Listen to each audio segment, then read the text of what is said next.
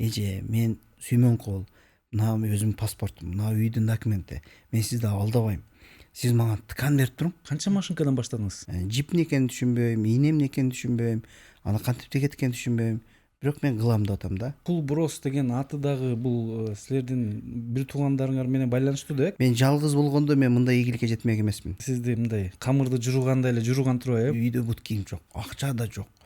Анан апамдын өтүгүн кийип алып мектепке баргам да. 15-16 жашта ушундай эле чет өлкөгө жиберип, могу өрүктү алманы сатасың деп $100 эле пайда калыптыр. Мен барбай эле койбоймбу десем, атам айтат, пайда маанилүү эмес, сенин үйрөнүшүң маанилүү. бир баланы тарбиялаган келсе анда эркекти тарбияла дейт. Эгерде улутту тарбиялаган келсе айымдарга жакшы шарт түзүп бериш керек да. Буюрса мектеп ачам, университет ачам, мен булардын баардыгын жасайм. Сиз өзүңүздү бактылуу адаммын деп эсептейсизби? Айылдан келип мен мынантип бүгүнкү күнү ушундай иштерди жасап атам. Силер да жасай аласыңар буну. Силер да койгонгула тургула.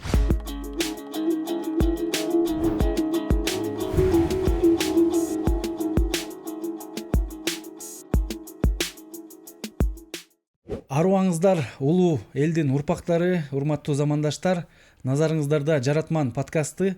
Адаттагыдай силер менен мен Урмат Насыкулов. Өзүңөр билип калгандай, бул долбоорубуз кыргыздын жөндөмдүү, таланттуу, сыймыктуу, жоктон бар кылган, эң башкысы коомубузга, өлкөгө, дүйнөгө салым кошуп келе жаткан жаратмандар тууралуу. Бүгүн бизде конокто өзгөчө мейман, кыргыздын чыныгы нукура жаратманы, өмүрүндө эң ылдый жактан баштап чоң ийгиликтерге жетишкен, бүгүнкү күндө $10 миллион бааланган Cool Bros компаниясынын жана көптөгөн фабрикалардын негиздөөчүсү Сүймөнкул Жолдубаев байке. Сүймөнкул байке, кош келиңиз. Кош болдук.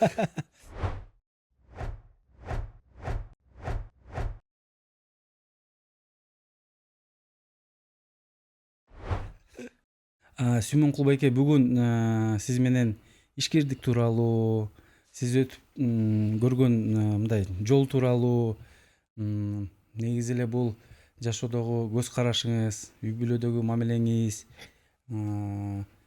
кандай жакшы мындай башкаруучу болуш керек тууралуу сүйлөшмөкчүбүз. Анан бирок сөзүбүздүн башында мындай биздин көрүүчүлөр балким сизди билбесе, ошо Cool Bros компаниясынын бүгүнкү күндөгү масштабы жөнүндө сүйлөшүп көрөлү да.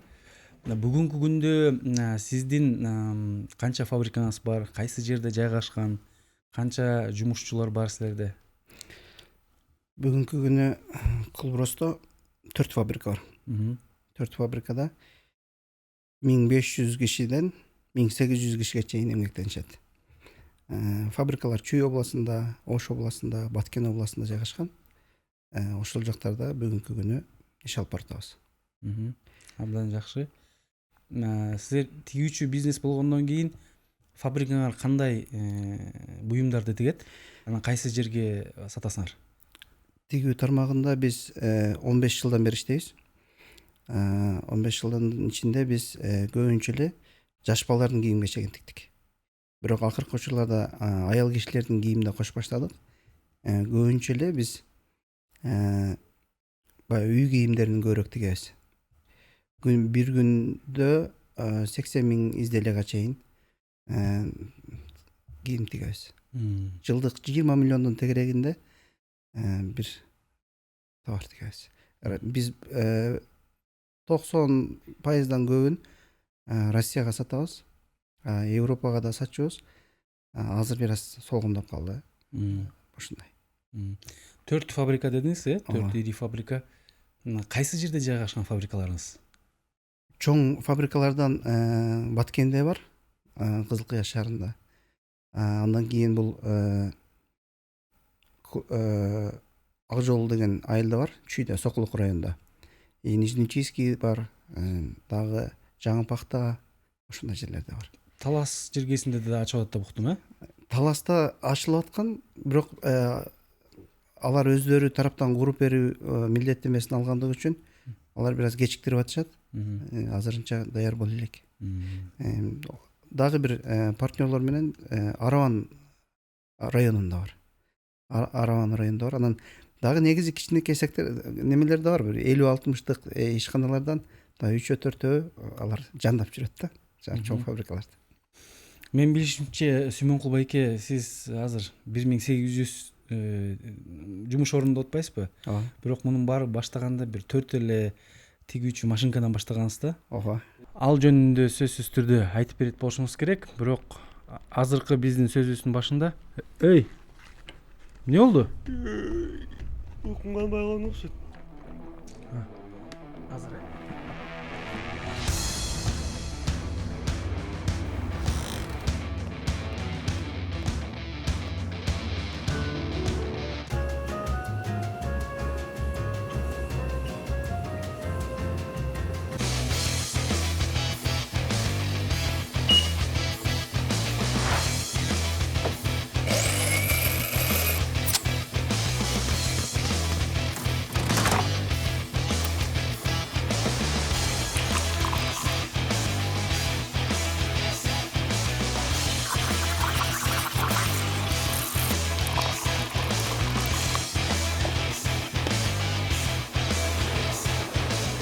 Рахмат. Урматтуу достор, сүйүнчү биздин долбоорубуздун жаңы өнөктөшү пайда болгонун кубануу менен жарыялайбыз. Бул көпчүлүгүбүз билген жана продукциясын жакшы көргөн Куликов кондитердик үйү. Куликов компаниясы эң жогорку деңгээлде өндүрүлгөн сапаттуу азыктарды чыгарат. 1991 жылы негизделген бул ишкана бүгүнкү күндө Кыргызстанда эң ири компаниялардын бирине айланып, биздин эле өлкөбүздө эмес, Орусияда, Казакстанда жана ошондой эле Өзбекстанда ийгиликтүү иштеп келе жатат. Өлкөбүздүн ушундай мыкты компаниясы биздин жаратман долбоорубузду колдоп жатканы үчүн сыймыктануу менен алкыш айтабыз.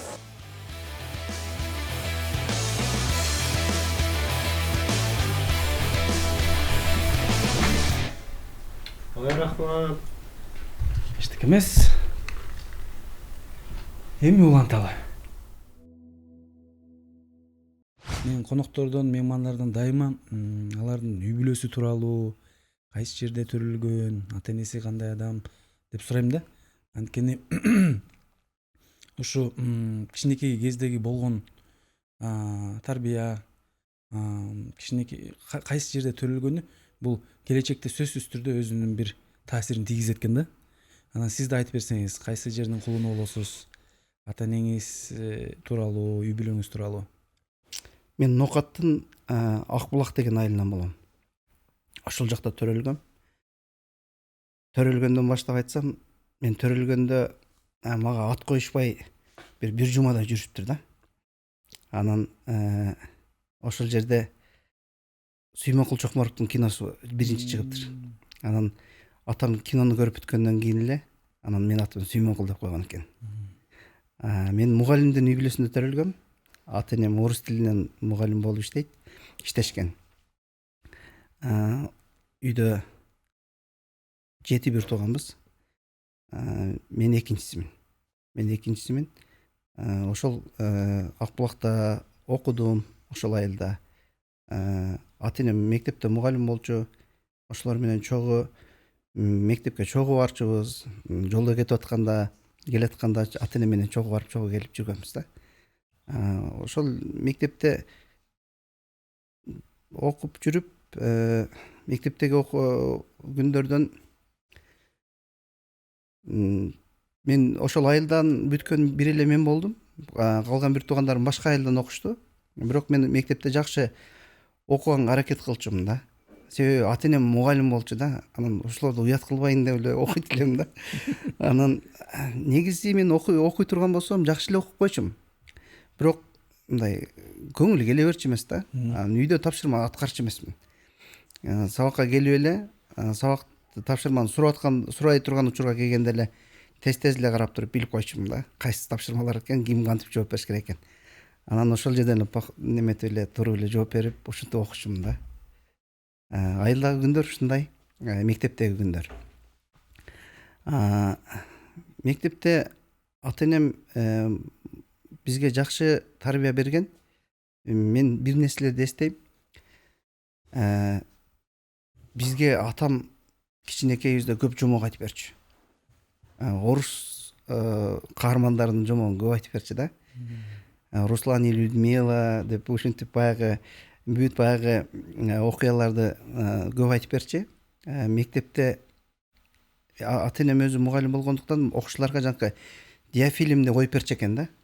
Диафильмде көп жомоктор болгон го, дошу жок, бирок атам өзү окуп үйрөтүп неметип чечимлеп берип турчу. Кыргызчага которуп берип турчу. Анан ошол окуяларды, ошол нерселерди көп көрүп чоңойдук да. Себеби биз кичинекейибизде бир жумада бир эле неме болот эле го. Мультфильмдер аз болот эле да.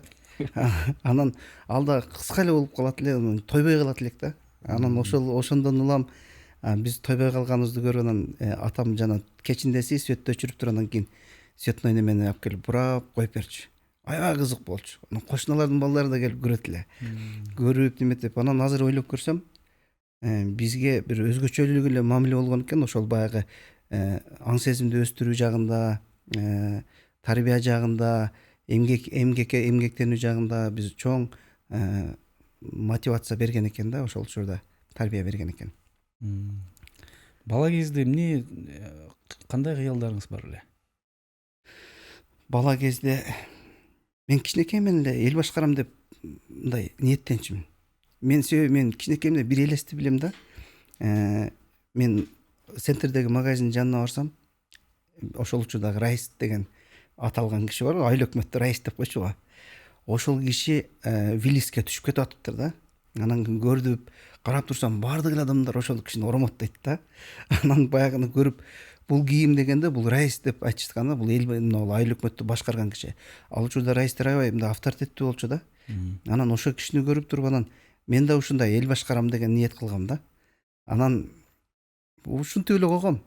Бирок ал көп эле кичинекей болсом керек. Андан кийин күндөр өттү, айлар өттү.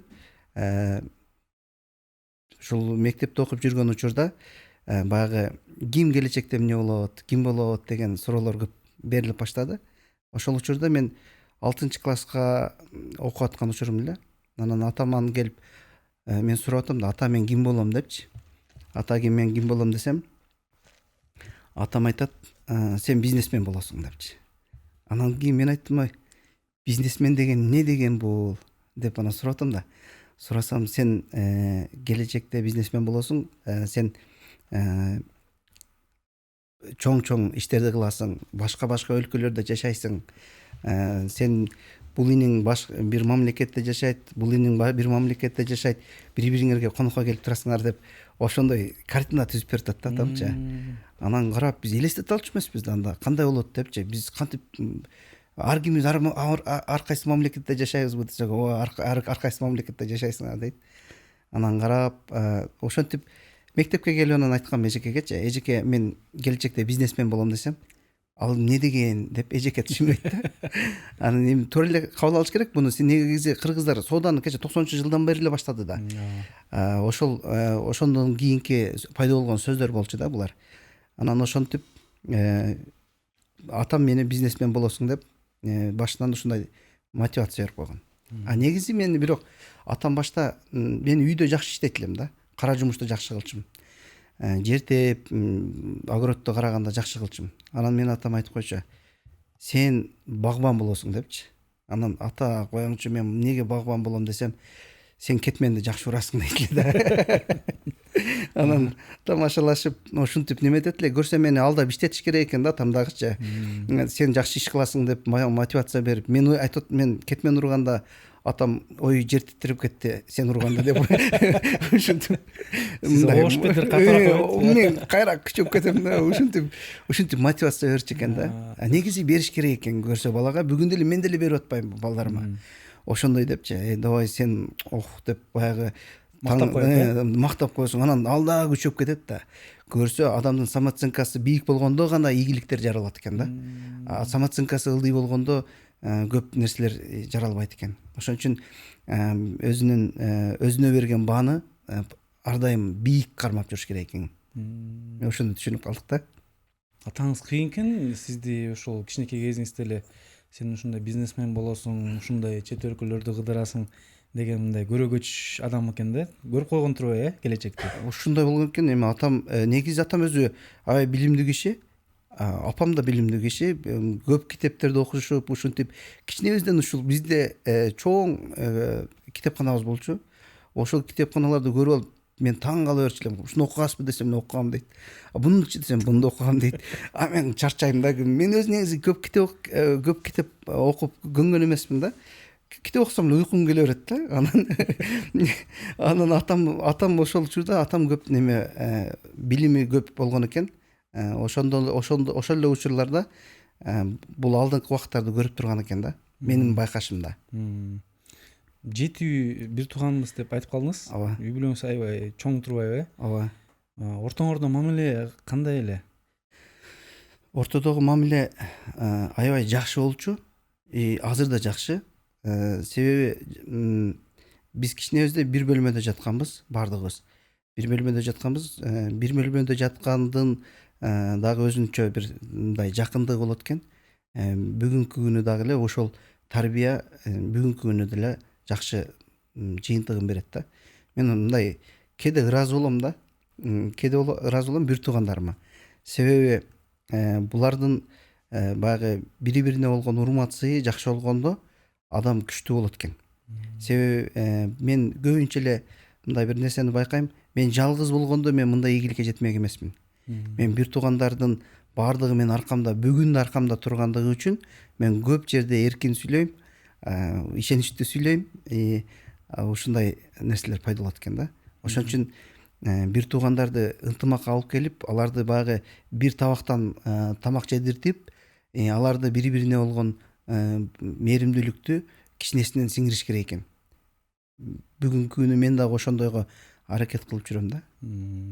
Жана Cool Bros деген аты дагы бул силердин бир туугандарыңар менен байланыштуу да. Cool крутые брос братья, Ооба. Ошо мааниси ушундайбы? Ооба. Негизи мааниси англисче мааниси ушундай. Бирок мен эми баягы биз өзүбүздү кыйын деп эсептегендей болбойлу. Бирок мен мындай деп биз бул аттын келип чыгышы мындай келип чыккан. Бир туугандарбыз биз бардыгыбыз. Анан аттарыбыз кулдан бүтөт да. Эркек 5 бир тууган, 5өөбүз барбыз. Алыкул эң чоңубуз. Андан кийин мен Сүймөнкул, Азимкул, Өмүркул, Кожомкул болуп, кул болуп бүткөн үчүн кул ошондон. Брос бир туугандар болгон үчүн Cool Bros болуп. Сиз өзүңүз сөйлөп таптыңызбы? Жок, бизге жардам берди. Жардам берип ушул атты аябай бизге дагы топ келди. Бүгүнкү күнү аябай биз Cool Bros менен таанышканыбызда көпчүлүк чет өлкөдөгү партнерлор дагы мындай аябай баалашат. Анан аларга да сиңимдүүлүгү ушунчалык жакшы болгон үчүн буюрса дүйнөлүк брендке айланат деген ишеничтебиз да. Жакшы.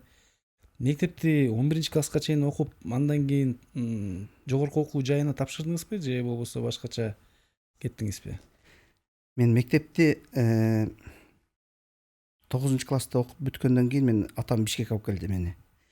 Атам Бишкекке алып келди дагы, атам мени иштетти да. Иштетти. Анан иштеп мен келем, сезондо иштеп кетем да. 3-4 ай иштеп кетем. Анан кайра барып туруп окуйм. Анан ошентип жүргөндө 9-класста барсам мени 4 ай келбей калдым да мектепке. Анан келбей калсам мен айтты: "Сен кет, сен окубайт экенсиң, сен айдалдың мектептен" деп, мектептен айдай берди да. Мугалимби? Мугалим айдай бергенде анан мен үйгө келдим. Настроение жок. Үйгө келсем, ата мени мектептен айдай берди. Сен көпкө чыгып койдуң деген сөздү айтканда, анан кийин мен айттым. Атам айтты ошондо, анда дагы кийин кеттик Бишкекке депчи. Анан дагы кийинип алып, анан Бишкекке келдик. Бишкекке келип, дагы 3-4 ай иштеп жүрдүм да.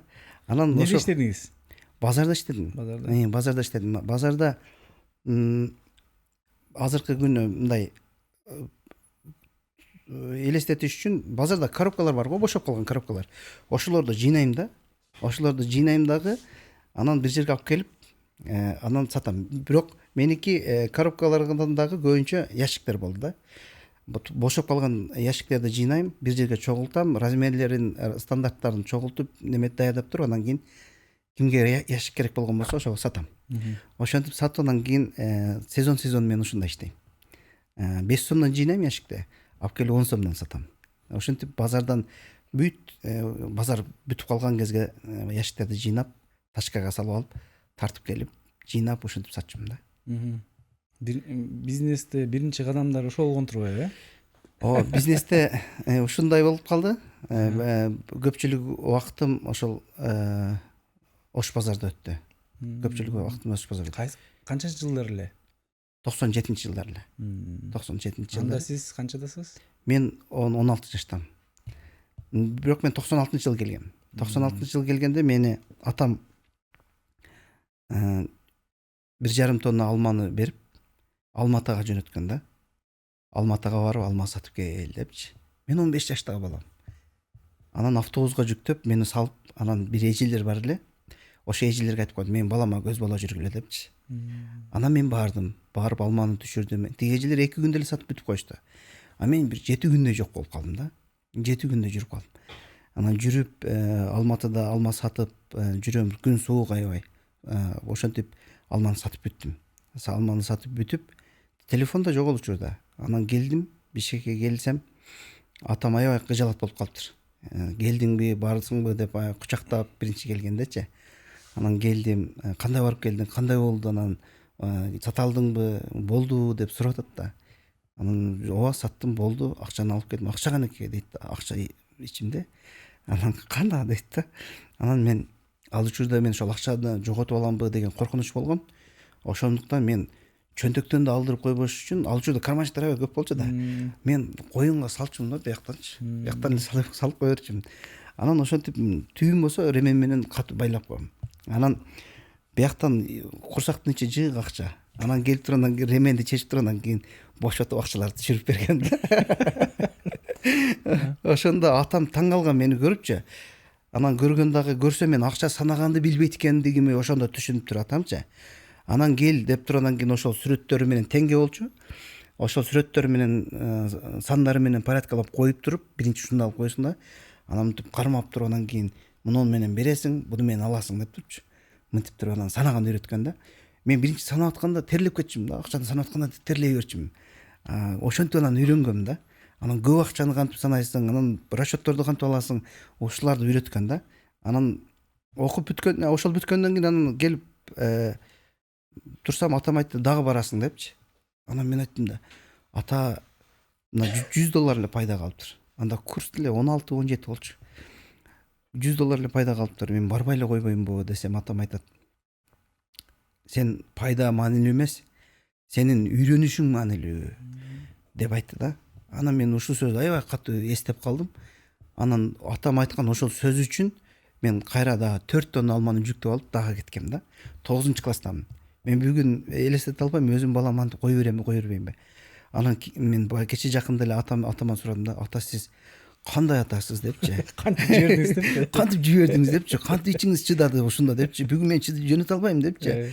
Десем, атам айтат да, менде андан башка жол жок болчу дейт да. Жол жок болчу. Менен чоң байкем 21 жашында Дубайга иштеткен жөнөтүптүр. Анан ал барып 3 ай кыйналып жүрүптүр, мисалы да. Анан ушинтип эле неметип кыйналыпбыз, экөөбүздөн кыйналганбыз. Бүгүнкү күнү сиз кантип чыдагансыз? Телефон жок, байланыш жок. Биз өзү балдарыңызбызбы депчи. Мындай тамаша иретинде сурасам, атам айтат да, башка жол жок болчу дейт. Мен айла аргасыздан ошол нерсеге мен дагы кыйналып турам, бирок макул болчумун дейт да. Көрсө ошондой кыйынчылыктар менен анан кийин тарбиялар, анан кийин ушундай нерселер болот экен да. Атаңыз абдан кыйын киши экен, чынын айтса. Негизи апам да кыйын киши. Атам бир аз. Апаңыз кандай адам? Апам аябай мындай сүйлөшүү, мындай байланыш түзгөндө аябай тез түзөт эле да апам.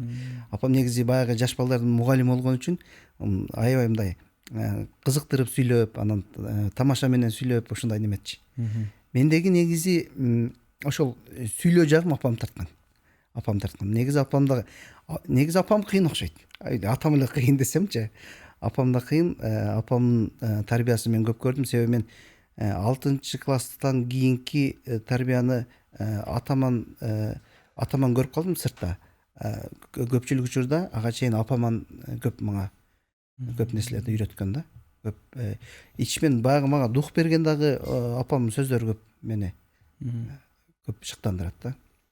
Сиз жана айтып атпайсызбы, атам 15-16 жашта ушундай эле чет өлкөгө жиберип, могу өрүктү алманы сатасың деп коркпой эле жиберди депчи. Мен азыр эмени эстеп атам, бүркүттөр балдары чоңоюп калганда, алар жардан түртүп экен да баласынчы. Учса учту, учпаса жок депчи. Анан ошо түтпөсө мындай учканга мүмкүнчүлүк болбойт экен да. Ошо түрткөндөн кийин анан деген гүлөнүп барып туруп андан кийин учуп кетет экен да. Анан ата энеңиз да ошондой адам болгон турбайбы? Түртүп берип, сиз да андан ары учкан турбайсызбы? Ооба, мени ошол жака түрткөн. Себеби бул түртүү дегенде дагы баягы бала дагы өзү дагы даяр болуш керек экен да. Негизи жашоо өзү 90 жылдан кийин кыйын болду го. Менде негизи жашоо баягы эл деле кыйналды. Ал арасында биз деле кыйналдык да. Мугалимдин айлыгы аз эле болчу. Ошондо атам 93-жылы мектепти таштап содага чыккан да. Содага кеткен, апам мектепте эле калган.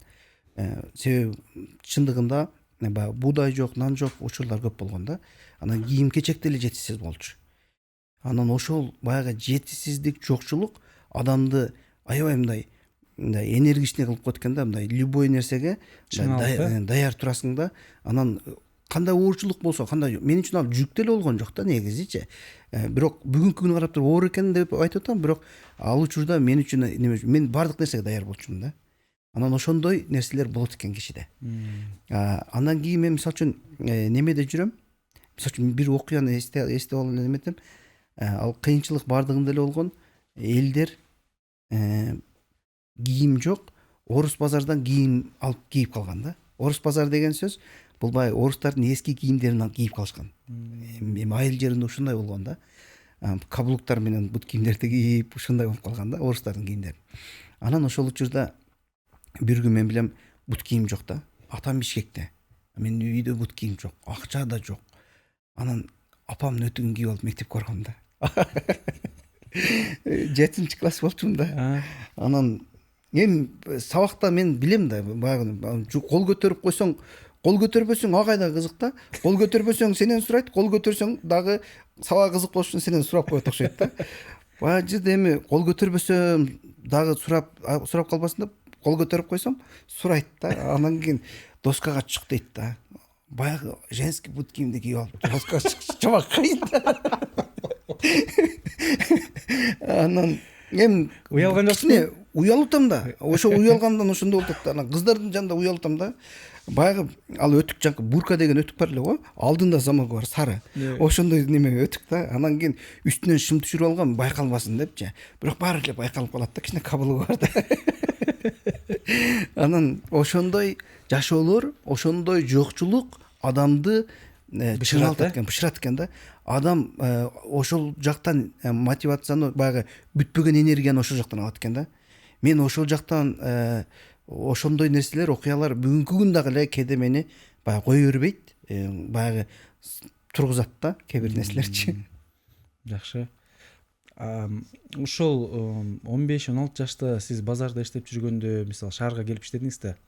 Биякта сабакка барган балдарды көрдүңүз, мындай ак көйнөк кийип алып. Сиз мындай кандайдыр бир эмнеге мен базарда жүрөм, башкалар окуп атса деген андай сезим жок беле? Сизге жакчу беле ошо сиз жасап аткан иштер? Мен баягы баары бир эле жыргап аткан жашоо эмес да. Бишкекке келгенде келип көрүп, ошол жөө басып жүрүп, анан элдерди көрөм да. Элдерди көрүп туруп анан кийин айтам да, мен деле ушул байдын үйүндө төрөлүп калсам болбойбу беле депчи. Анан эмнеге биздин атабыз ушундай болуп калды депчи. Биз болсо мынтип кыйналып калдык депчи. Анан эми мен иштеп калсам деле эч мындай кыйрат акча да таппайм, эми күнүмдүк жашоо эле табам да. Бирок ошондо дагы байгыларды көрүп туруп, элдин жашоосун көрүп туруп, аябай мындай кээде арман кылып көргөм да. Эмнеге мен деле ушулар сыяктуу жашасам болбойт. Ошол жакта төрөлүп калбадым мен эмнеге депчи. Ушундай бир мындай ичимен мындай ойлор болчу да. Ата, сиз эмнеге сиз Бишкекте эле жашап калбадыңыз илгери? Бияка биякта эле жашап калсаңыз биз деле шаардык болуп калмак экенбиз депчи. Анан ал учурда шаардык менен айылдыктын чоң айырмасы бар болуп турчу да. Анан ошондон улам кээде ушундай ойлор келчү да. Бирок ошол жокчулук, мисалы жөнөкөй үй бүлөдө төрөлгөнүңүз сизге ушул мындай жакшы жашоого умтулуу сезимин пайда кылып, сиз дагы ошого аракеттенип, мындай башкача жашаганга аракеттендиңиз да, мээнет кылып туурабы? Ооба. Эгерде балким мындай бир абдан колунда бар үй бүлөдө өсүп калсаңыз, башкача адам болуп калмаксыз да. Ооба. Бүгүн мен өзүм балдарыма эле мисал келтирем. Эч андай ойлонгон ой жок. Андай кыжалатчылык дагы жок. Болсо болот, болбосо болбойт дегендей эле мамиле кылышат да. Анан мен айттым де, мен кичинемде 2 эле жолу мороженое жегем дейм да. Силер мен 2 жолу мороженое жегем, 2 жолу паркка баргам дейм да. Токтогул парк деген бар эле Ошто. Ошого чеснокту сатканда барганбыз да. Эсимде да. Ошондо дагы ошо чеснок эгилерге жакын жер айдап баштагандан баштап айтат да, чеснок бышса Ош койнугуна барабыз депчи. Чеснокту карап жүрүп, чеснокту акыры сатып, анан кийин чеснокту сатып бүткөндөн кийин Ошко барып, анан ошол паркка барып, жанагы машиналарын 1-2 айдап, жаңы бирисине түшүп, анан мороженое жегенбиз. Мен айттым, мен кичинемде 2 эле жолу мороженое жегем. Башка мороженое жеген эмесмин. Силер болсо бүгүнкү күнү мультфильмди күндө көрүп атасыңар. Мен 1 эле жолу көрөт элем жумада. Кандай неме болбойт деп, чоң айырма бар да арадачы.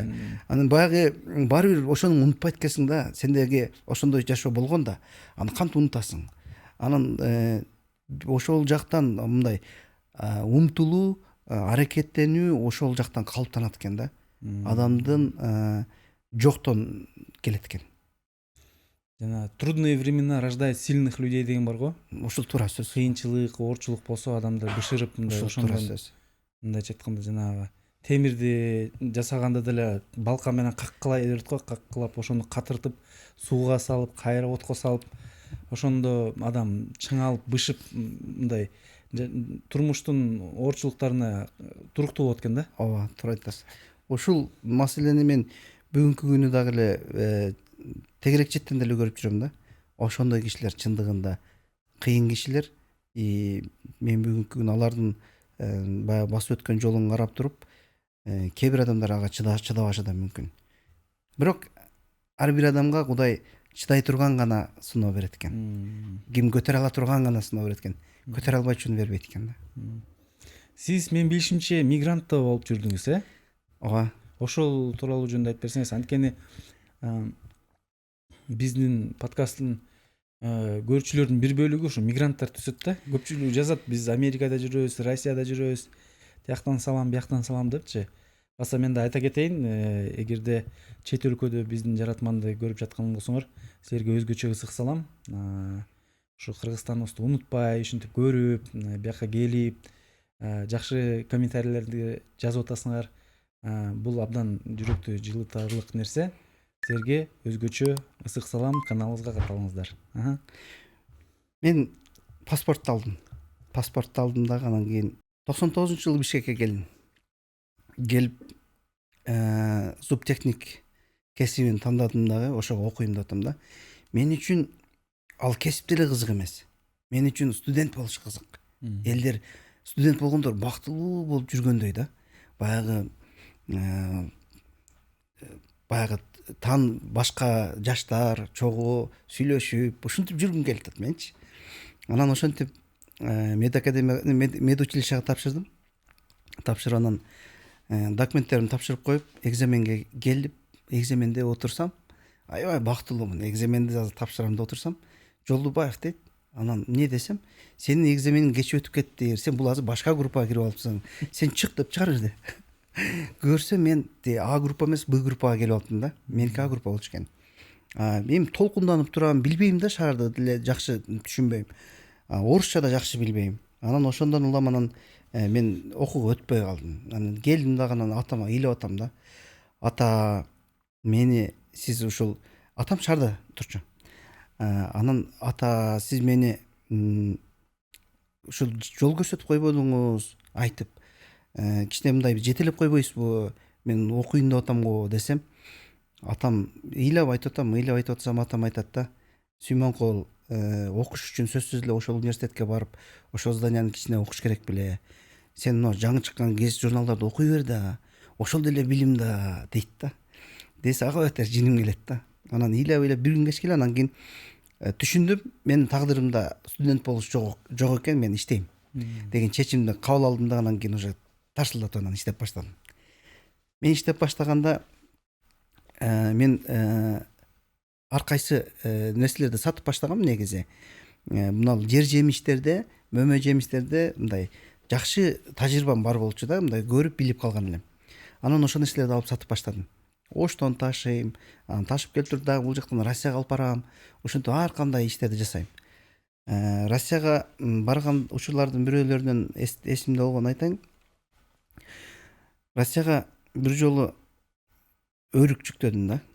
Өрүк жүктөдүм. Өрүк жүктөп анан кийин барып Россияда жүрсөм, жолдо кетип атам. Жолдо кетип атып, вагондун ичине, душевой кабинасынын ичине жүктөп койгом, эшигин жаап. Анан Россияга 2,5 суткада жеттик Свердловскийге. Вагондон секирип түшүп эле, акырын поезддин астын карасам шырылдап суу агат да. Анан эмнеге агып атат деп түшүнбөй койдум, бирөө сууну агызган го деп. Көрсөм менин товарымдын астынан суу агып атыптыр. Өрүк агып кетиптир. Өрүк агып кетиптир. Адам бою койгон элем коробкаларга салып. Кийин тизе бою болуп калыптыр. Анан кийин баа жерде өрүктү көтөрүшпү. Эми бул 2000-жылдары, 23 жыл башта. Баягы орус грузчиктер. Анан баягы орус грузчиктерге айтам, көтөрүшкүлө, түшүргүлө десем, алар да макул болбойт да.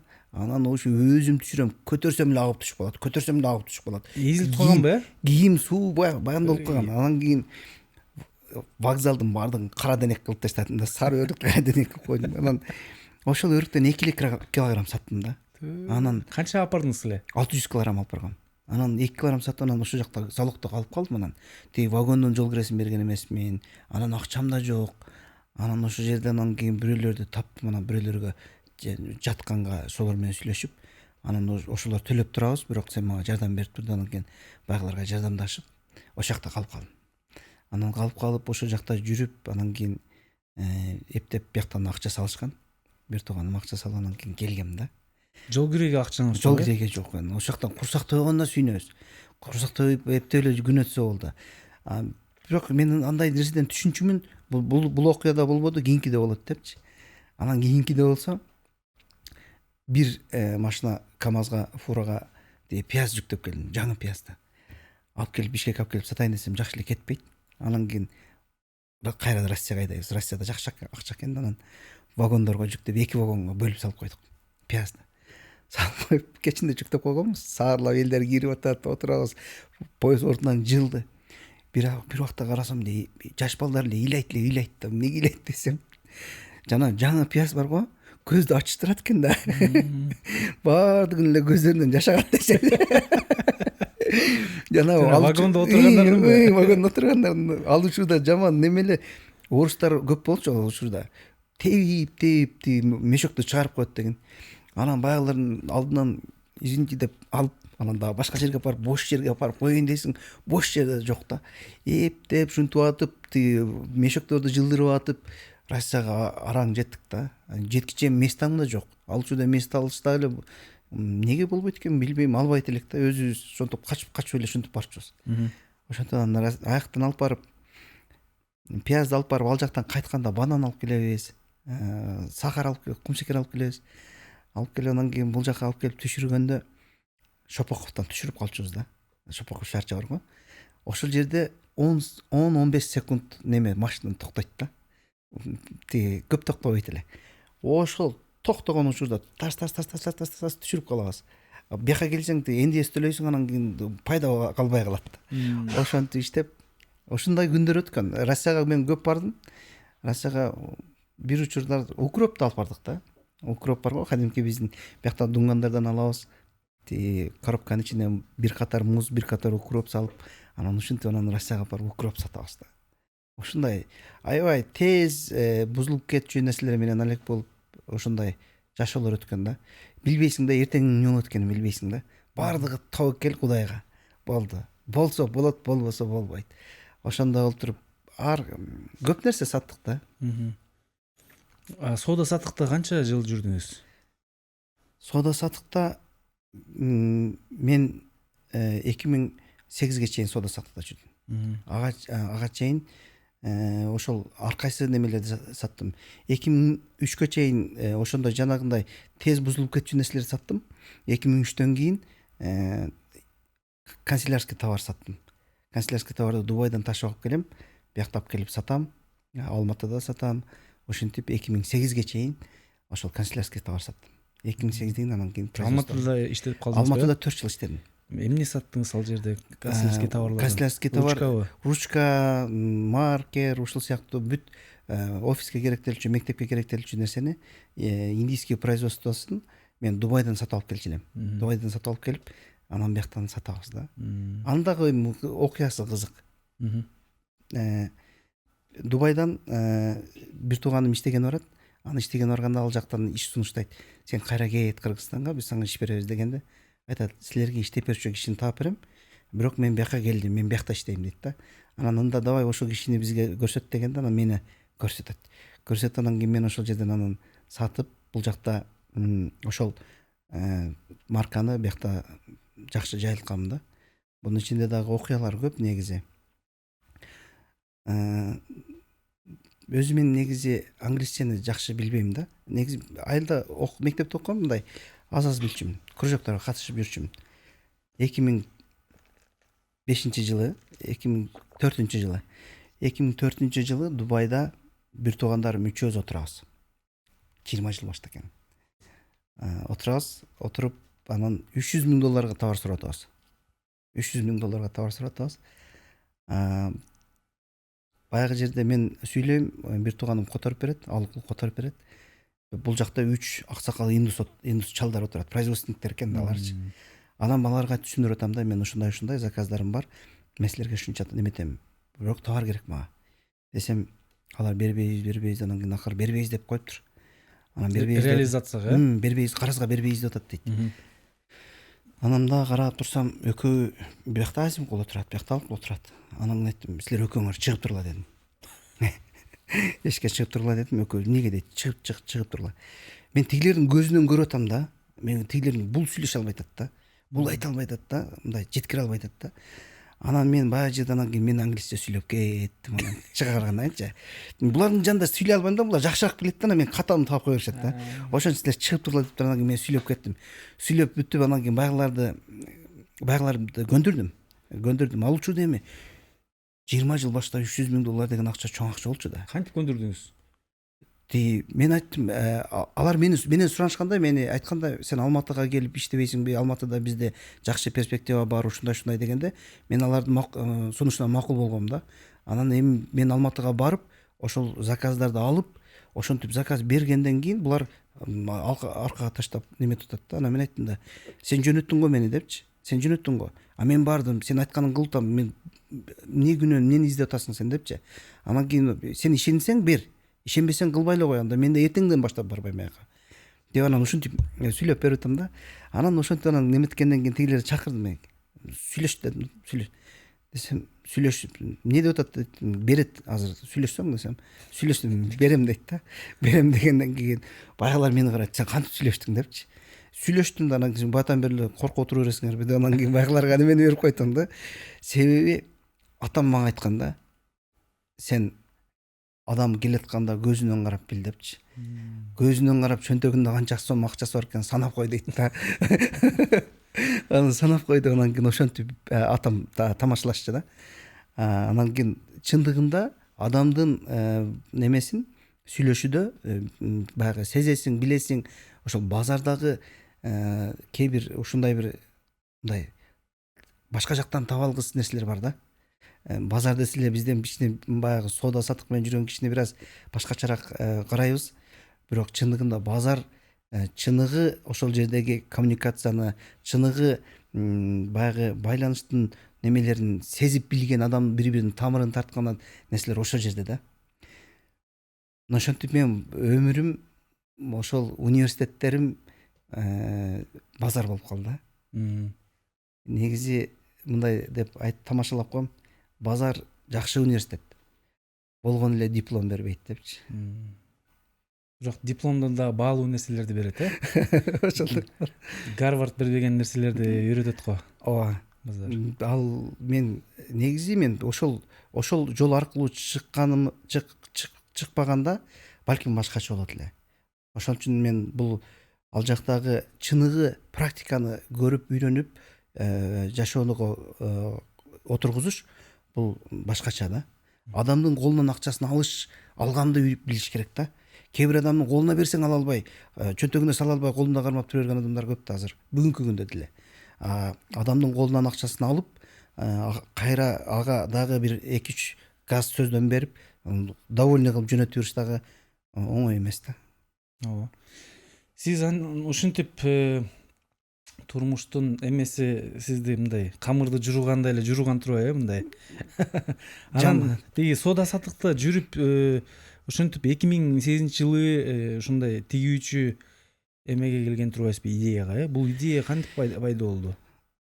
Мен Алматыда иштейм. Алматыда иштеп, бир эми аякта көп кыргыздар иштешет. Анан ошол жактан биздин тууганыбыз бар эле. Ошол тууганыбыздын сунушу менен келгем да бул ишке. Неметет ушул товарларды азыркы күнү алып келип тигип сатып атышат. Бүгүнкү күнү эле ошо биздин Кыргызстандын бир туугандар сен да ушундай кылып көрбөйсүңбү деген сунушту бергенде мен ошол жылы үйлөнгөм. Үйлөнүп 2008-жылы үйлөнүп, анан бир жылдай үйдө отуруп калдым да.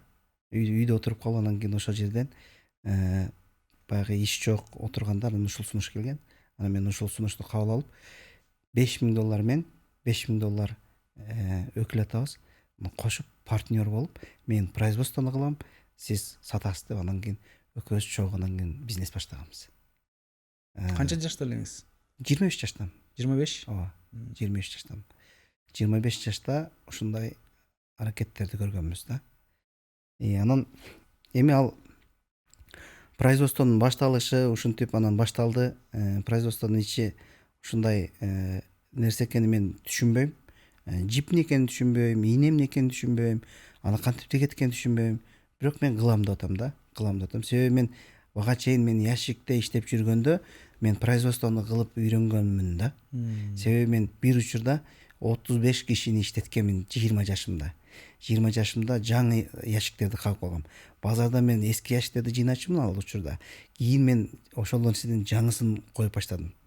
Жаңысын тигип неме жасап, жаңысын сатып баштаганбыз да. Ошол жактан производствонун себестоимосту чыгарыш, же болбосо кантип иштетиш, буларды үйрөнүп калган экенмин да. Анан ошол производствону баштадык. 5 машинка сатып алып келдик. 4 машинка, 5 машинка сатып алып келип анан көрсөм мен туура эмес машинка алыптым. Швейный машинка десем алып келиптим да. Көрсөм мага башкача машинка керек экен, Аверлок деген. Мен тиге турган продукциям. Мен пермострочка турат. Анан макул эми бул деле керек болот деп айтып атышат магачы. Баардыгы эле мында болжолдуу эле айтып атышат. Бул деле керек болот. Качан керек болот десем айтпайт. Керек болуп калышы мүмкүн, туруп тура берсин деп ушундай деген эле сөздөрдү айтышат. Анан ошентип анан башка нерселерди алып келдим дагы, анан машинкаларды алып келип анан иш баштадым. Иш баштаган учурда ар кандай кыйынчылыктар пайда болду. Ошол учурда бир пакет кара пакеттеги товар тигем, алып барып салам. Эртеси күнү дагы бир пакет неметем, пакет менен баштагам. Бир эле пакеттен ташыйм. Маршрутка менен алып барып салып келем.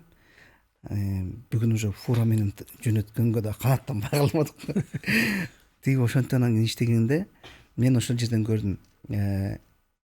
3 рулон эле акчам жетет. 3 рулонун алып келем, 3 рулон сатам. Анан тиги жактан саткан тууганыбыз айтат: рассветка жок болду, рассветка жөнөтчү дейт. Рассветка кылган акча жетпейт. Анан Алматыда иштеп үй алган болчумун да. Анан ошондо анан кийин баягы үйдүн документин көтөрүп алдым дагы, анан базардагы эжеге бардым.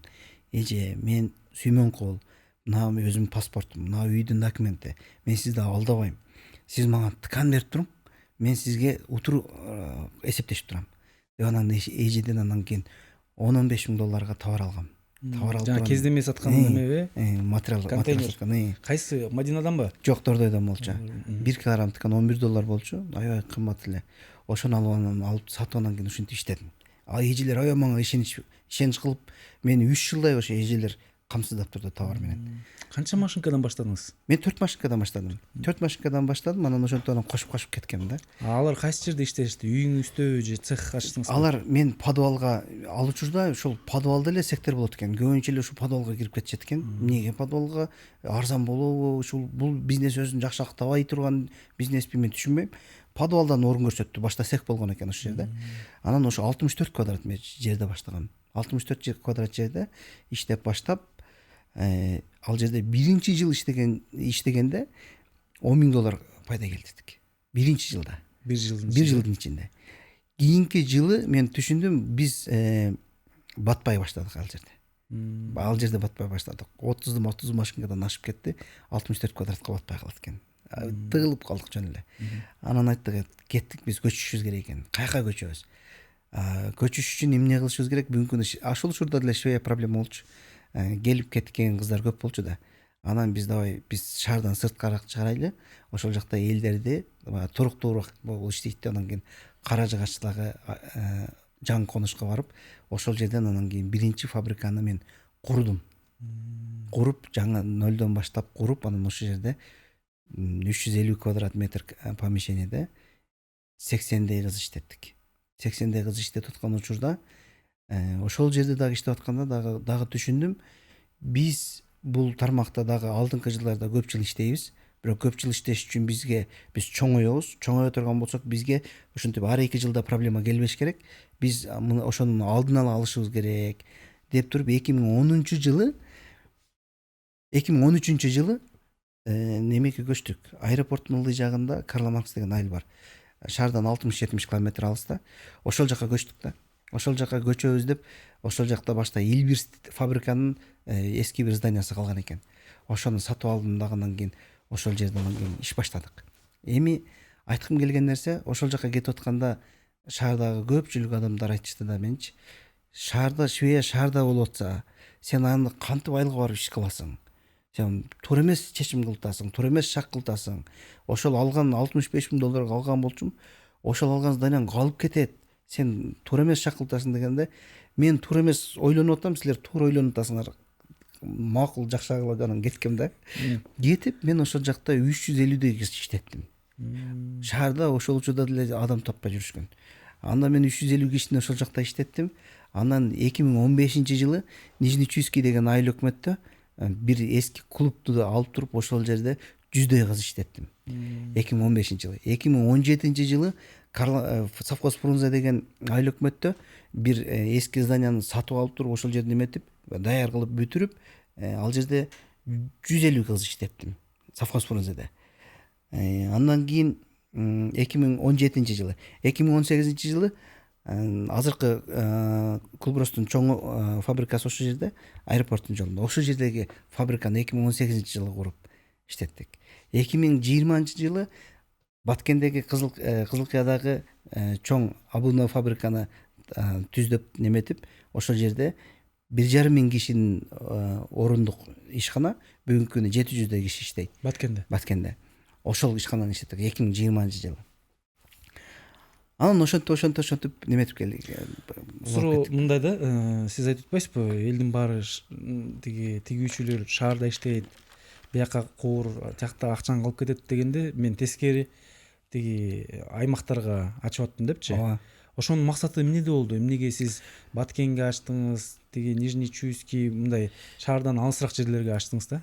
Менде бир проблема болду. Шаардагы кыздар менен иштешкенде аябай мындай иш берүүчү менен иш алуучунун экөөнүн ортосунда урматсый жок да. Иш берүүчү өзүнүн ишин бергенде жакшы билбей аткан, а иш алуучу иш алганды жакшы иш берүүчүнү сыйлабайт да. Анан ошол келишпестик аябай чоң болуп турчу да. Иш берүүчүгө дагы утурумдук мамиле, иш алуучуга да утурумдук мамиле жасалчу. Анан аларды мен түздөйүн десең, алар түздөлбөйт да. Баягы мынтип бир жумалык гана мындай максат коёт адамдар. Ошону адамдын агымы келип кетип тез, стабилдүүлүк жок. Ошол нерселерди жоюштун аракети кандай дегенде, демек вирус кире элек элдерге барыш керек деген чечим чыккан да. Вирус кире элек элдер жаңыдан иште калыптаныш керек. Алар мени биринчи тааныш керек. Швеяны биринчи тааныш керек. Ошентип анан буларды мен өзүм тарбиялап алам деп туруп, анан ошондон улам мен стабилдүү жумушчу бар жерге барып туруп, аларды дагы нолдон анан баягыны үйрөтүп, ошолорду жетиштирип алдык. Өзүңөр үйрөтөсүңөрбү? Өзүбүз үйрөтүп алдык да. Мен ошондо айткам. Шаардагы швеялар, аякта швея жок дегендечи. Шаардагы швеялар каяктан келиптир депчи. Мына шаардык кыздар швея болуп отуруп калып, бала тили келбеди кече айылдан. Биз кетишибиз керек деп 2010-жылы шак кылган экенбиз. Бүгүнкү күнү ошондон 13 жыл өттү. 13 жыл өттү. Биздин ошол койгон туура стратегиябыз бүгүнкү күнгө биздин өсүүбүзгө чоң жардам берди да. Туруктуулук бар жерде ар дайым өсүү болот экен. Бүгүн сизде иштеген ошо тигүүчүлөр мындай туруктуу иштеп атышабы же агым барбы дагы эле? Эми адамдардын арканда адамдар бар. Туруктуу иштей турган кишилер бул баалуулукту түшүнгөн кишилер иштейт. Кайсы компаниянын баалуулугу ошол адамга сиңген болсо, ал адамдар акча үчүн дагы иштебейт, башка үчүн да иштебейт, ошол компаниянын миссиясы үчүн иштеп, ошол жерде жашоо өмүрүн өткөрөт. Ошол жерден өзүнүн келечегин көрө алат да. Эгерде ошол нерсени түшүнбөгөн, ошол баалуулукка келе элек адамдар бар, алардын ою постоянно ошондо ойноп турат. Ар кандай жаңы ойлор менен, изденүүлөр менен турушат. Ошо тигүүчүлөрдү айтып атпайсызбы? Эң башкы маселе тигүүчүлөрдү жумушка кармап калыш да. Анан сиз кантип кызыктырдыңыз ошол жумушка? Ошол жерде мисалы Баткенде болобу, Нижний Чуйскиде болобу, Карла Марксте болобу, фабрикаларда эмнеге келип жатты, анан кайсы нерселер менен мындай аларга балким жакшы мамиле кылып аттыңыз, балким бир жакшы бонустар болуп атты. Эмнеси кандай пайдасы болду да?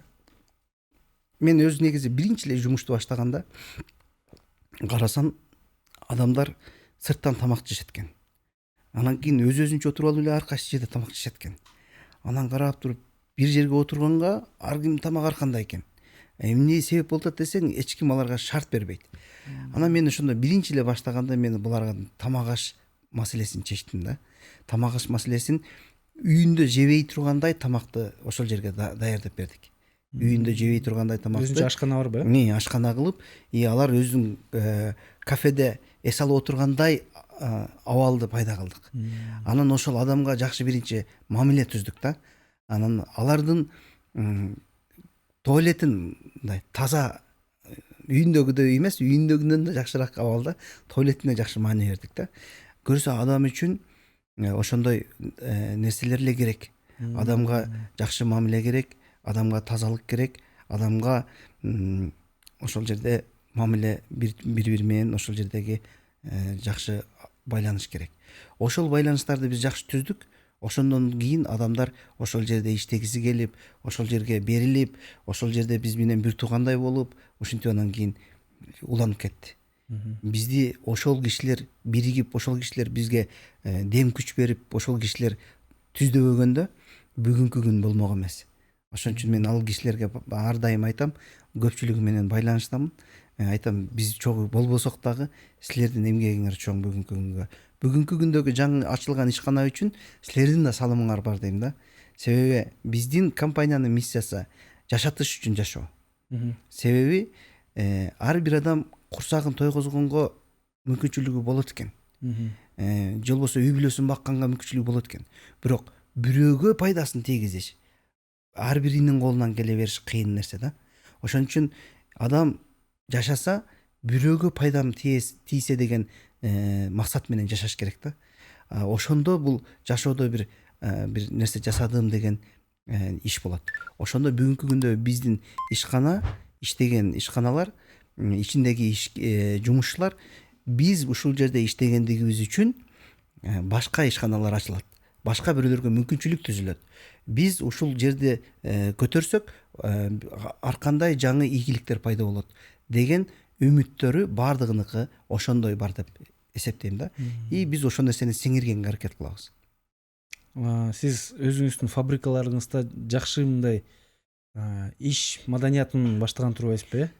жакшы мамиле кылып, миссияны түшүндүрүп, ооба жакшы шарттарды түзүп берип, ооба тамактан тышкары транспорту да бар деп аткансыз, ооба эртең менен алып келип алып кетесиз. эртең менен алып келип алып кетебиз. Андан кийин мына азыр садиктерибиз ачылып калды. Ар бир ишкананын быйылкы жылы эки бала бакча ачабыз. Андан кийин ар бир ишкананын ичинде жанында сөзсүз бала бакчасы болот. Жанында. Биринчи жолу бала көп негизги бул эме иштегендер айымдарды, балдар менен көбүнчө айымдар. көбүнчө айымдар. Канча пайыз айымдар түзөт? 80%. 80%. 80% айымдар түзөт. Ошон үчүн мен бул нерседе бала бакчаны кече биринчи жолу ачтык. Ошол бала бакчаны ачкандагы мен жашоомдо биринчи жолу да болду. Кайсы жерде ачтыңыз? Ошол Нижний айыл өкмөтүндө ачтык. Жакында жаңы Тарыхта бала бакча ачылып алыптыр ошол айылда. Биринчи жолу бала бакча ачылыптыр. Кыргызстанда 74-76% бала мектепке барбайт экен, бала бакчага барбайт экен. Ошол немеден ачтык. Ачкандагы сезимди мен ошол жерден көрүп туруп, мен ошондо өзүмө ушундай ниет кылдым. Мен буюрса университет ачам депчи. Буюрса мектеп ачам, университет ачам. Мен булардын баардыгын жасайм. Ушул нерселерди жасаш менен мен мамлекетке биз салым кошобуз. Биз ошол акыл эстүү, тарбиялуу балдарды тарбиялайбыз деген ниетти, тапшырманы мен өзүмө койдум да.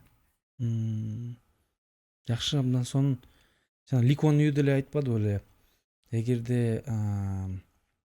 Эгерде бир баланы тарбиялаган келсе, анда эркекти тарбияла дейт. Эгерде улутту тарбиялаган келсе, анда айымдарга жакшы шарт түзүп бериш керек да. Анткени канчалык айымдар жумуш орну менен камсыз болсо, канча билимдүү болсо, канча жанагындай сиз айткандай бала бакчалар түзүлсө, ошончо жашоосу жакшырып, улутубуз, элибиз да өнүгөт да, алдыга жүрөт. Аябай туура нерсе айттың. Мен жана мигрант болуп жүргөн учурумда поездагы бир окуяны эстей берем да. Мен ушундай окуяны көргөм. Ошол жерде мен эркек болуп турганыма өкүнөм да. Негизи менде ошол окуядан кийин ошол аял кишилерге болгон мамиле бир аз өзгөргөн, пикирим өзгөргөн. Клетка жанагы чакмак сумкада товар ташышат элдер Россияга. Ошол жерде Петхо деген граница бар. Поезд менен баргандар билет. Ошол жерден орустар чыгат дагы кетип аткан жүктөрдүн баардыгын түшүрүп коет да. Болгону адам 2 эле сумка товар кетти. Ошол 2 сумка товарын өткөрбөйт да поездачы. Баягы жерде баягы сумкасын тартып сүдүрөп кетип атат. Аял киши сумкасын кучактап сумканы бербейм дейт. Аял кишинин жанында 3 жаштагы экен, 4 жаштагы экен кызы апасына жабышат да. Апасы өзү сүдүрөлүп атат. Апасынын бутуна кызы сүдүрөлүп атат. Баягыны көрүп, орусту бир уруп жыгытайын дейсиң, бирок кыла албайсың да. Сен өзүң дагы баягы араң абалда турасың, камаласың, сени да түшүрөт да. Өзүң дагы неме демесиң. Эркек болуп туруп, баягы кыргыз аялдын корболду колунуп аткандыгына жардам бере албайсың да. Просто турган жерден күйөсүң да. Ана мен ошондо айткам, биз аял кишилерди сыртка мындай кылып корголбашыбыз керек депчи. Ошол бүгүнкү күндө дагы биз баягы эркектердин кайсы бир мындай намысы козгош керек. Аял кишилерди сыртка эс алууга чыгып келсе, окуу жайга чыгып келсе жакшы нерсе. Бирок мынтип бирөөнүн алдына барып корголгонго жол бербеш керек да. Ошол нерсенин артында биз эгерде сиз айткандай аял кишилерди биз сактасак, анда биз улутту сактайбыз. Эгерде биз аял кишилерди сактай албасак, анда жашоодо эркек болуп жүрүштүн өзү биз Кыргызстанбыз, жол болсо биз ушундай деп мактаныш бир аз кыйыныраак болуп калат. Ошон үчүн биз ушул тарапта маани беришибиз керек. Биз ошондой шарттарды түзүшүбүз керек. Жол болсо кайсы бир көп бизнесмендер бар, бизнестин да түрлөрү бар, бирок ошол учурда аял кишилерге көп мүмкүнчүлүк түзүп берген бизнестерди көбүрөөк ачыш керек да. Жакшы, эми сиз ошондой иштерди кылып атпайсызбы? Канча деген үй бүлөлөргө, канча деген айымдарга жумуш орун түзүп берип атасыз. канча деген үй бүлөлөр жашоо шарттарын жакшыртып кетип атат сиз берген жумуш аркылуу. Бул деген сонун нерсе да. ооба, Сыймыктанасызбы? сыймыктанам. Мени күндө эртең менен тургузган, күндө мага энергия берип турган, күндө мени шыктандырып турган эл. Мен элди көргөндө эс алам да. Эл иштеп атканда бир көрүп эс алам, эл тамактанып атканда бир көрүп эс алам да. Биз ошол 1800 кишиге күндө эртең менен ысык чай, завтрак, сүт, каша беребиз. Түштө биринчи, экинчи тамак жешет, ысык тамак жешет. Анан 1800 кишини эртең менен ишке алып келип, баардыгын кечинде үйүнө алып барып коебуз. Ушунун өзү эле биз үчүн мындай күндө Ушу да жаратмандык. ушул мага аябай ыраазы болом. Мен жашоодо өзүмө эсептейм, мен бактылуумун, себеби мен бир нерсе жасай алдык. Биз команда менен биргеликте бир ушундай нерселерди жасай алдык деп өзүм Сонун. Сүймөнкул байке, мен сиз тууралуу былтырбы же мурдагы жылы соц тармактар аркылуу билип калдым. Highland Capital деген инвестиционный фонд компания ошо Клуб Рост деген компанияга инвестиция тартып келди. $10 миллион деп бааланыптыр компанияңыз. Ошонун ичинен $1,5 миллион түз инвестиция болуптур да сизгечи. Анан бул биринчи инвестицияңарбы? Ошо негизи бул каражатты кантип кызыктырдыңар, кантип тартып келдиңер компанияга? Биз экинчи инвестиция бул. Негизи инвестициялардан ичинде дагы башкалар бар. Мисалы үчүн биз USAID менен чогуу биргеликте көп иштерди аткардык. USAIDтин дагы чоң бул кайтарымсыз инвестиция бул USAIDтен келди. Мисалы үчүн бир ишканабызга $500,000 жардам берди, оборудованиянын түрү менен. Андан кийин бир инвестиция сыртка башка бирөөгө саттык, 50% сатканбыз. 50%, Клубростун 50% сатканда, андан кийинки сатканыбыз биз бул немеге саттык, Highland Capitalга саттык. Highland Capitalга биз 15% сатканбыз, $1,5 миллион. Андан кийин дагы эле акча жетпейт да. Себеби оборот чоң да? Оборот чоң, акча жетпейт. Андан кийин кайра дагы 15% саттык. Азыр Highland Capital'дан $3 миллион инвестиция болду компанияга. Дагы кошту. Дагы кошту. $3 миллион инвестиция кылып, бүгүнкү күнү компанияны жакшыраак иштеткенге аракеттенип атабыз да. Бул компания бүгүнкү күнү бизге инвестиция кылып, бир убакта булар кайра чыгышат. Ошол дагы 26-жылы кайра чыгышат. Чыкканга чейин биз менен чогуу партнер болуп, чогуу башкарып, чогуу иштешебиз булар менен. Алып келиш үчүн сырттан компанияларды, инвесторлорду алып келиш үчүн компаниянын ичиндеги өзүнүн тартиптери, өзүнүн баягы порядоктору жакшы болуш керек. Ошондо анан булар келгенге жеңил болот, киргенге оңой болот. Биз ошону даярдадык. Ошол жерди кичине эненирээк айтып кетсеңиз, бизди көбүнчө ишкерлер көрүшөт да. Анын арасында ошо тигүүчү бизнесте иштегендер да бар болуш керек. Анан ушундай инвестицияны тартып келгенде ал инвесторлор ал компания кайсы критерийлерге жооп бериш керек? Ал компаниянын ал негиздөөчүсүнүн кайсы, мындайча айтканда, тараптарын карашат да? Кайсылар маанилүү? Биринчи эле ал сырттан келген компаниялар менин оюмча ичиндеги чемпионду издейт. Чемпиондун өзүнүн алдыга койгон максаттары, өсүүгө болгон стратегиясы кандай, ушулар боюнча таанышат. Андан кийинки кызыкканы бул компаниянын эсеби. Компаниянын эсебинин ичиндеги порядогу кандай, аудиттен өтпөдүбү, ушул маанилүү. Эгер аудиттен өтүп, же болбосо жанакы большая четверка деген чоң аудит компаниялардан өткөн болсо, андай инвесторлор тез эле кирип келет. Чоң инвестицияны тартса болот. Бизге кызыккандар бар. Кыргызстандагы бизнестер бүгүнкү күнү аябай кирешелүү бизнестер. Кыргызстандагы. Салыштырмалуу Европада башка жактарга барып, биз ушул бизнестердин кирешесин карасаң 10%га жетпейт. А Кыргызстандагы кирешелер андан да жакшы. 20-30га чейин жеткирген учурлар бар. Алардын жанында биздин эгерде жанагы айтылган эсептерибиз так, алардын киргенге жеңил болуп турган болсо, анда инвесторлорду тартыш оңой эле. Болгону компаниянын ичиндеги өзүнүн управленияси туура так болуш керек. Ошондой жерлерге жакшы кирет. Жана туугандашып кетпеш керек да. Туугандашып же болбосо дагы эже карындаш болуп ушинтип бир бардыгы бир жер болуп калган жерде андай сырттан келип башкарууну кыла алышпайт. Ошон үчүн управленияны менеджмент кылган болсо, анда ошондой жерлерге киргенге жеңил. Жана айтып атпайсызбы, инвесторлор ошо компаниянын негиздөөчүсүн, лидерин, чемпионун изилдейт депчи, карайт деп. Ал киши кандай сапаттарга жооп бериш керек? Кандай инсан болуш керек? Ал киши сүйлөгөн сөзү менен кылган иши экөө окшош керек. Биринчиси. Андан кийин негизи эле партнерлор деген сөздө мен ушундай неметем, баалуулуктар туура келиш керек. Баалуулуктар туура келиш керек. Ошол киргиси келген компаниянын дагы инвесторду күтүп аткан компаниянын да өзүнүн баалуулуктары болуш керек.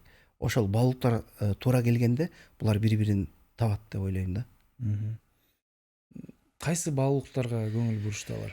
Алар биздин миссиябыз аларга жакты. Биздин миссиябыз элге жардам берүү, элге мүмкүнчүлүк түзүп берүү, эл менен бирге болуу. Ошол эле учурда бул бир учурда бизнесиң да кетет, ошол эле учурда элге дагы пайдаң тиет. Элге кимдир бирөөнүн жашоосун жакшыртканга себепкер болосуң. Ошол тараптан булардын ошондой максаты бар экен. Мисалы үчүн Highland Capital'дын булар ошону издеп келди. Булар элди издеп келди. Эл менен кандай мамиле түзүш керек, элге кандай шарттар түзүп бериш керек. Ошо биздин компаниянын ошолорго берген жакшы шарттары туура келди мисалы. Мына ушундай нерселерге маани беришет да. Менеджмент тууралуу да айтып калдыңыз, компаниянын башкаруу боюнчачы. Азыр болсо сиздин Кулброс компанияда менеджмент кандай түзүлгөн? Ушу инвестиция киргенде кандай өзгөрүүлөр болду? Бизде биз буга чейин Highlandга чейин деле биз өзүбүз управленческий менеджментке бергенбиз. Ошолор башкарып өздөрү уюштуруп жүрүшкөн. Мен өзүм аралашкан эмес. Мен ошол компаниядан чыкканыма 3 жылдан ашык болуп калды. Мен катышпайм. Сиз операционкада жоксуз? Операционкада мен жокмун. Мен ар дайым мен сыртта айда бир жолугушууда гана жолугулам. Калган учурда мен иштебейм. Булар менен иштейм. Мен стратегияга байланышкан анча-мынча чоң переговорлор болгон болсо, ошол учурларда катышам. Компаниянын ичиндеги менеджменттин мотивациясы бар өздөрүнүн. Алар келген учурдагы товар обороттон өйдө көтөрүлгөн сумманын 25%-ын компаниянын менеджмент алат. Бонус, Бонус. Бул чоң эле каражатты. Ооба, чоң каражат. Бирок алар өздөрүнүн ар биринин өзүнүн кызыкчылыгы бар бул иште. Ошого аракет кылып жасашат булар. Иштесе сөзсүз өзүнүн кирешесин табат. Ошол кирешени жеке өзүнчө бар ишкана ачып таппайт мисалы. Бирок ошол компаниянын ичинде, команданын ичинде болгондугу үчүн ошондой мүмкүнчүлүккө ээ болот да. Ошон үчүн биздин тапкан пайданын 25%-ын команда өздөрү бөлүшүп алышат. Абдан сонун нерсени айтып кеттиңиз. Анткени менин байкашымча көптөгөн мындай эскиче ойлонгон ишкерлер жакшы менеджмент келсин, бирок айлык маянасы мынча кичинекей болсун дейт да. Андай болбойт да. Болбойт да. Мисалы кыйын тажрыйбалуу адистерди кызыктырыш үчүн аларга дагы жакшы шарттарын түзүп бериш керек да. Албетте. Сизге бул нерсени ким айтып берди? Өзүңүз келдиңизби же бирөө жардам бердиби? Мен бир окуядан кийин баштайм муну. Бир күн келдим үйгө. Экинчи кызым 4 жашта болчу. Бул окуяны мен ар жерде айтам. Мен себеби бул мындай окуялар көбүндө болгон да. Мен үйгө келсем, түштө кирип калдым үйгө. Кирсем, кызым айтат: "Ата, бүгүн биздин үйдө жатып кетиңчи" дейт да. Анан эмнеге десем, жатып кетиңчи, сизди көргүм келип атат дейт. Мен ошондо түшүндүм, мен туура эмес иштеп атыпмын депчи. Себеби мен эртең менен кетем, уктап атканда, кечинде уктап калганда келем, ошентип күндөр өтөт, мен ишке кызыгып кеткем, ишим аябай көп, ошентип мен аябай жакшы иштеп атам деп жүрөм, бирок мен бир нерселерди унутуп атам. Кечээ мага бир атам мага көрсөткөн мультфильмдерди унутуп атам да. Мындай айтканда буларга бере албай атам. Демек мен туура эмес иштеп атам. Менде иштегендер бүгүнкү күнү 99% ушундай иштегендер. Андай көп бардык нерсени өзү аткарып жүргөндөр. Ошон үчүн мен ошондой айттым, туурасы дагы барбы? Туурасы кандай бунун деп, мен ошондон баштап изилденип баштап, мен ошондон баштап аракет кылып баштадым. 3-4 жылда ушул команданы чогултуп, анан менеджментке өткөрүп бердим да. Анан ошентип менеджментке өткөрүп бергенден кийин, анан бул нерселердин баардыгы жеңилдеп, иштердин өнүгүүсү дагы жакшы жолго түшүп баштады да.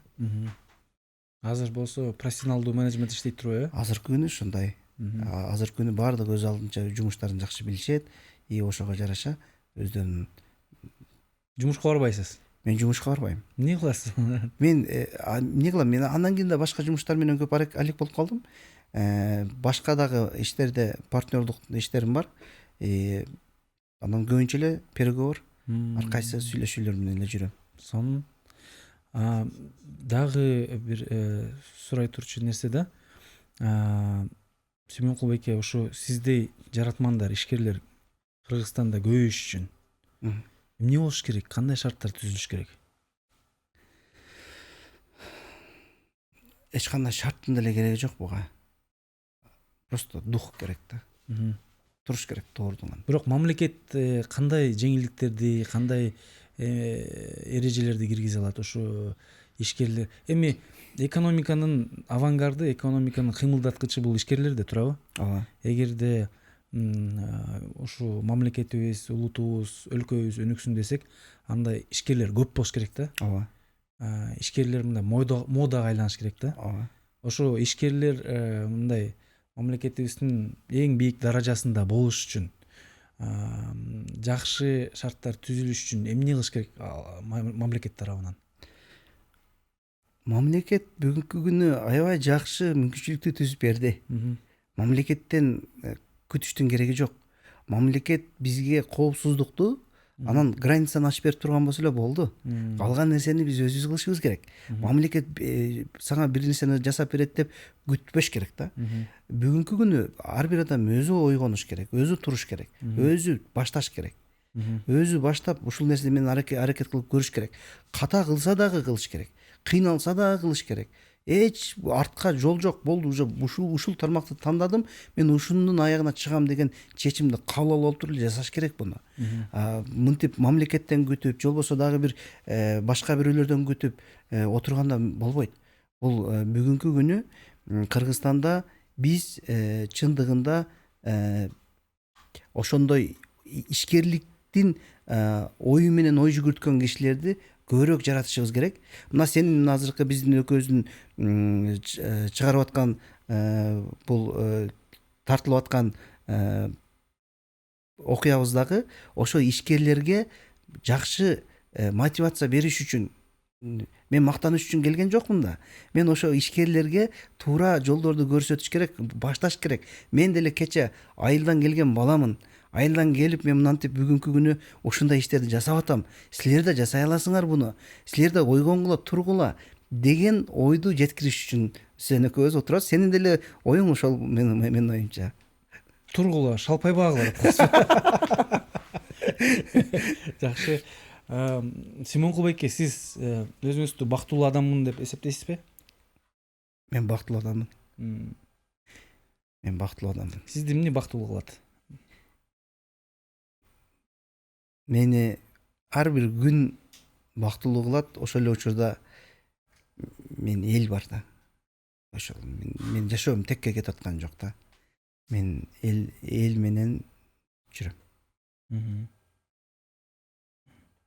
Азыр мисал айтып атпайсызбы? Бир туугандар менен түзүлгөн иш депчи. Алар менен жоопкерчиликтер кандай бөлүшкөн? Анан алар менен мамиле кандай азыр? Негизи эле туугандар менен мындай иш жүргүзсө болобу? Же өзүнүн бир эрежелери болуш керекпи? Туугандар менен жүргүзсө болот. Туугандар менен жүргүзүлгөн бизнестер ийгиликтүү. Белгилүү деңгээлге чейин. Кайсы бир деңгээлден кийин туугандарды бизнес өзү тааныбай калат. Тааныбай калат. Же болбосо баягы сөз бар го. Учредитель бизнестин ээси өзү бир учурда мотор, бир учурда тормоз болот да. Өзү тормоз деп аткан өзү билбей калат да. Ошол учурларда бул учредитель бизнестен чыгыш керек. Бизнес каалабай калды бул кишини. Компания өсөйүн деп атат, өзү тормоз кылып турат да, баардык нерсени коркок болуп калган, жашы жетип калган, дагы эле ушинтип неметпейт да, ишенбейт, өзүн эле керемет ойлойт, ушундай учурлар көп болуп калат да. Бир туугандар менен болгон бизнес аябай жакшы, бир учурда башталышында аябай чоң жардам берет. Бир канча убакыт өткөндөн кийин буну туура управление кылган компанияга өткөрүп бериш керек. Анан өзүңөр просто кофе жеп, сыртта сүйлөшүп туруп туруш керек да. Биздики бүгүн ушундай. Бүгүн сиздин туугандарыңыз башкарууга катышпайт, Эч ким катышпайт. Эч ким катышпайт. Мен бир учурда ушундай болгон учурда мен өзүм менен өзүмө жакын адамдардын 7 адамды алып чыккам компаниядан. Атам бар, бир туугандарым бар, күйөө балам бар. Ушинтип ошолордун баардыгын компаниядан алып чыгып, компанияны тааныбаган, билбеген башка адамдарга эле таштап, силер башкаргыла, мен силерге ишенем деп компанияны таштап мен чыккам. Ошондо мага айтышкан, сени банкрот кылышат булар, сени түбүңө жетет булар, же болбосо сени мындай урдашат, сен ишенбе буларга, сен мындай деп бир туугандарым деле айткан ошол учурда. Бирок бир учурда келгенден кийин ошол эле айткан бир туугандарым мага айтышты, сен туура чечим кылган экенсиң деп. Сен көргөн экенсиң бүгүндү депчи. Себеби биз иштеп аткан учурдан компания бүгүнкү күнү 3 эсе күчтүү иштейт. 3 эсе чоң иштейт. Алдыда дагы булардын келечеги күчтүү. Бүгүнкү команданын мотивациясы да аябай жакшы. Булар максаты аябай бийик, чоң кадамдарды таштап атышат бүгүнкү күнү. Биз ушул жерде айтайын, бир туугандар ошол учурда угуп мени, макул болуп, атам баш болуп, баардыгы макул болуп деп эшикке чыгып турганы бул чоң жардам экен да. Ушуну түшүнгөн бир тууган бар экен, түшүнбөгөн бир тууган бар экен. Урушуп кеткендер бар экен, ар кандай абалдар бар экен. Бирок биз эмнени туура кылган экен, мен ошондо булар менен жакшы сүйлөшүп, ошолорду алып чыкканга менин мүмкүнчүлүгүм болуптур. Бүгүнкү күнү биз өзүбүзчө чай ичебиз, сүйлөшөбүз, приколдошобуз, ишибизди ар кандай кылып неметебиз. Башка бизнестерде дагы ушундай неметтик, партнер болдук. Бирок биз сразу управлениени менеджментке бергенбиз да. Биз ошол нерсени үйрөнүп алдык. Ушул нерсени үйрөнүп алыш бул өзү чоң нерсе экен. Управлениени башка бирөөгө бериш.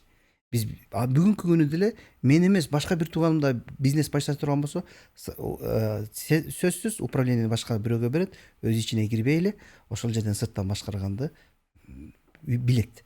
Ушул нерсени бүгүнкү күнү өсөм деген бизнесмендер ушул шарттарга барбаса, бул өсүү кыйын болот экен да. Демек, туугандар менен бир белгилүү бир деңгээлге чейин жетет, андан кийин өсүш үчүн профессионалдуу бир менеджментке бериш керек. Бериш керек. Сиз ошо топ менеджментти тандап атканда, кызматкерлерди тандап атканда кайсы сапаттарга көңүл бурасыз? Кантип тандайсыз? Адамгерчилигине көңүл бурам. Биринчи, андан кийинки кесипкөйлүгүнө. Эки нерсе. Анан адамгерчилигин кантип түшүнсө болот? Адамгерчилиги баалуулуктар. Бул адамдын мындай айтканда баягы ичпейби, же болбосо дагы кулукчумдугу жокпу, буга чейин кандай жүргөн бул киши? Репутациясы. Ооба, буга чейин кандай жүргөн? Бул киши айлыгы жок канча убакыт иштей алат? Же болбосо бул киши команда менен бирге болобу, же жеке өзүнүн принциптери барбы? Ушул сыяктуу маселелер менен бир топ сүйлөшүп көрүп туруп, андан кийин бул жагы бизге туура келет. Кесипкөйлүк жагын андан кийин түштөп тууралап кетебиз да. Бүгүн менеджментте канча адам иштейт? Бүгүнкү биз сүйлөшкөн 4 эле киши. Совет директоров сүйлөшкөн киши. Ичинде 30 киши. Жакшы. Сонун Эми Сүймөнкул байке, азыр деле бизди мисалы мен да жаратман болгум келет деген көрүп аткан адамдар бар да. Ошолор бир иш башташ үчүн балким мындай коркуу сезимдери бар, балким мындай ойлонуп ошого дагы бою жетпей тургандар бар. Ошого кандай кеңеш бере алат элеңер? Эмнеден башташ керек? Негизи бизнес башташ үчүн дух керек. Дух болгон болсо анда кийинки нерселер өздөрү ачылат да. 2 дипломуң болуп деле 4-5 тил билип деле духуң жок болгон болсо аны кыла албайсың. Эгерде ошол нерсени пайда кылыш керек. Дух каяктан пайда болот? Бул дух ошол тегерек четтеги адамдар менен мамиле, Кудай менен байланыш. Чындыгында биринчи Кудайга ишениш керек.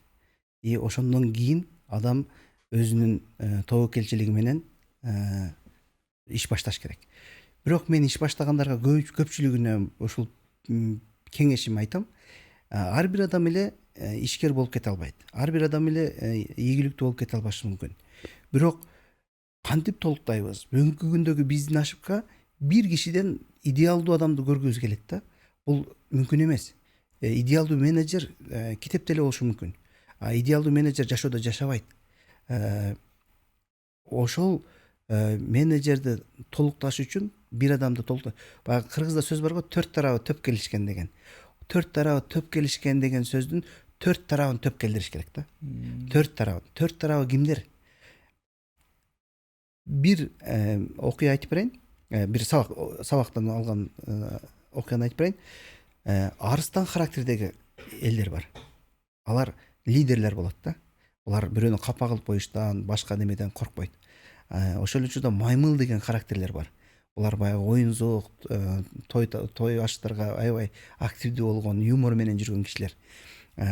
Пил характерлер бар. Стабилдүүлүктү сүйүп, мындай бирөөнү капа кылбаган, мындай бир аябай адамгерчиликтүү адамдар бар. Оор басырыктуу, стабилдүү, мындай главный тынчтылык болсун деген.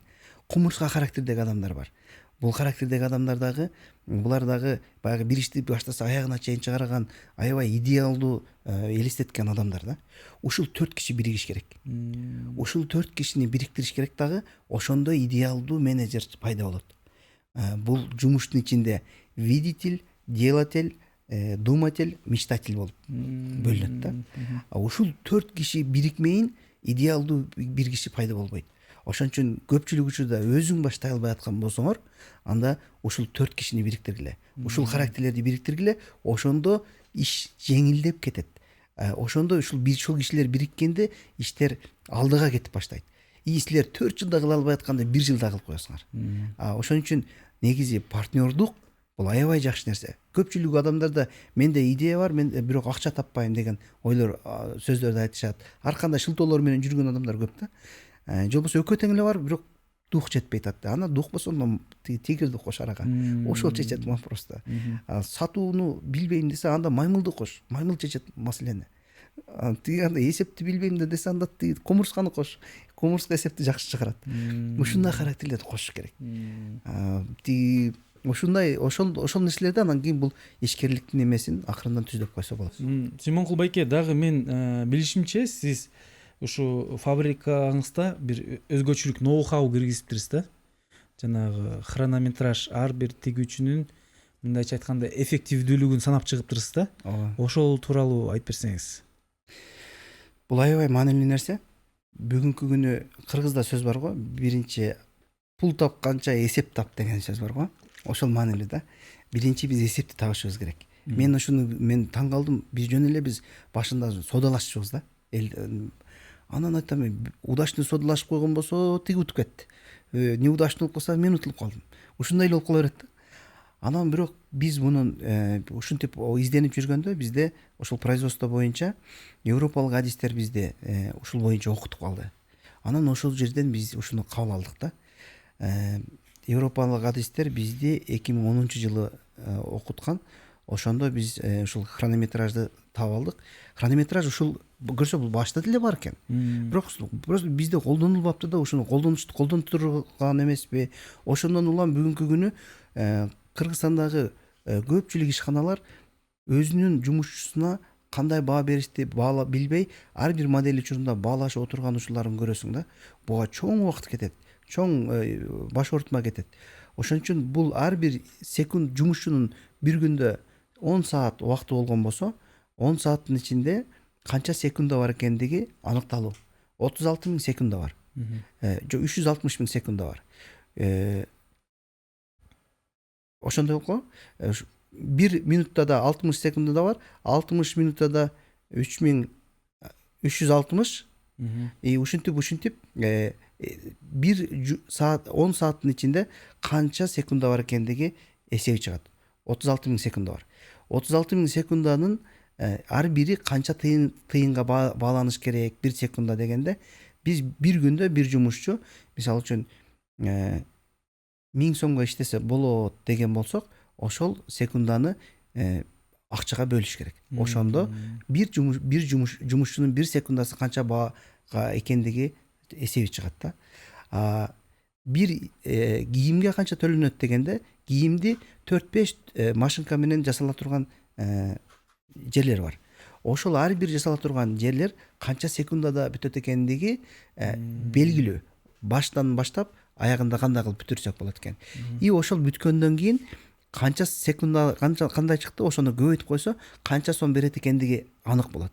Ошондо баягыдай соодалашкан, баалашкан маселе токтойт. Ошондо ар бир иш секундасы бааланып чыгат. Адам канча убакыт коротсо, канча энергия коротсо, ошого жараша маянасы да болот, Болот, ооба. Ошондо ким иштеген алат, иштебеген албай калат. Аны кантип санайсыңар силер? Биз аппараттар барбы атайын? Жок, биз бир нерсени баштап атканда, мисалы үчүн айтайлы, футболканын жакасын тигип атабыз. 30 секундада коюлат экенбиз. 1 секундабыз биздин 3 тыйын региондо. Шаардын ичинде 5 тыйын. 30 секундада коюлган нерсени 5 тыйынга көбөйтсөң, буга 15 сом деген баа чыгат. Мисалы, же 1 сом 50 тыйын деген баа чыгат. Ошол баа демек буга 1 сом 50 тыйын төлөш керек экен. Буга 10 сом төлөш керек экен. Буга 5 сом төлөш керек экен деп ар бир жасалган жумуштун хронометражынын 3 тыйындан 5 тыйынга чейин көбөйтсөң, сен канча сом төлөп аткандыгың баасы чыгат. Мына ошентип бир жумушчунун жасала турган бир буюмдун канча суммага жасалат экендиги аныкталат. Жалпы бул 500 секундада чыга турган болсо, анда 3 тыйынга көбөйтсөк баасы чыгат. Ошентип анан кийин мунун баасын чыгарсак болот. Биздин ар бир ишкананын ичинде жасала турган иштердин баардыгы алдын ала эсептелип, хронометражы канча киши отурат экендиги, канча күнүнө канча чыгат экендиги бүгүнкү күндө 80.000 изделе чыгып аткан болсо, ар биринин секундасы эсептелген, адамы такталган, ушулардын баардыгы эсеп менен чыгат да. Мына ошондо биздин канча сом таап аткандыгыбыз дагы белгилүү, канча сом берип аткандыгыбыз да белгилүү. Эч ким адашпайт. Биз да тигилерди алдабайбыз, тигилер да бизди алдабайт да. Алар да өзү билет, башында эле шарттары кандай экен. Ошондо жанагындай уруш талаштар токтойт турбайбы? Уруш талаштар соолдашкан токтойт. Жакшы. Абдан сонун болуптур. Эми Сүймөнкул байке, сөзүбүздүн аягында балким ушу биздин көрүп жаткан жаратмандарга каалоо тилектериңиз бар, айта турган сөзүңүз бар, кайрылып койсоңуз болот да. Көрөрмандарга биринчиден сага ыраазычылык айтам, урмат. Себеби ушундай ишкерлерди көбүрөөк көрсөтсөк, биз ишкерликке үгүттөгөн болобуз деп эсептейм. Башка өлкөлөрдүн телевизорун көрсөң, өздөрүнүн өнүккөндүгү жөнүндө көрсөтүшөт. Биз дагы ушул сыяктуу, мисалы үчүн YouTube каналдардан, башка жактардан ар бир адамдын ийгиликтерин көрсөтүп, ошол өзүбүздү туура мактап, туура жака жаштарыбызды үгүттөгөн болсок, ишкерлерге үгүттөгөн болсок, анда биз сөзсүз өнүгөбүз деген ойдомун. Ошол эле учурда буга чейинки каармандарды да көрдүм мен. Чындыгында тарых барактарына жазган кишилер, Жумадыл Эгембердиев деген байкебизди көрдүм, аябай жакты сүйлөшкөндөрү. Мен ошол кишилерден үлгү алам. Мен дагы ошондой болгум келет. мындан аркы дагы ишиңерге ийгилик. Көрөрмандар, силер жазылгыла бул каналды колдойлу. Мен бүгүн көрдүм, колдоочуларды дагы күтүп атыптыр. Ошол көрүп мен аябай өзүмө дагы чындыгында бир тапшырма койдум. Буюрса ушундай каналдарды колдоп, биз өзүбүздү мактап, биз өзүбүздүн алдыңкы кыргыздын лидерлерин бүгүнкү күнү алдыга чыгарбасак, бизде 90-жылдан башта бизде ишкерлик болбогондуктан биз жаңы баштап атыппыз да бул жолдордо. Ошон үчүн биз көбүрөөк айтайлы. Өзүбүздөн уккан, өзүбүздөн үлгү алган пайдалуураак бизге. Чем башка өлкөнүн лидерлерин көргөндөн көрө биз өзүбүздөн бизге жугумдуураак болот да. Ошон үчүн биз ушундай каналдарды көбөйтүшүбүз керек и көбүрөөк колдошубуз керек. Рахмат Сүймөнкул байке, толук кошулам сиздин айткан сөздөрүңүзгө.